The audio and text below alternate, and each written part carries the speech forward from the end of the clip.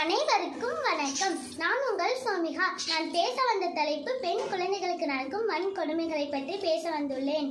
நான் இப்போ கற்பனையாக நினைத்து கூட பார்க்க முடியாத அளவுக்கு பெண் குழந்தைகளுக்கு நடக்கும் வன்கொடுமைகளும் பெண்களுக்கு எதிரான பாலியல் குற்றங்களும் பெருகிவிட்டன. இப்ப இருக்கும் சூழ்நிலையில் எங்களால் வெளியில் சுதந்திரமாக விளையாட முடியவில்லை.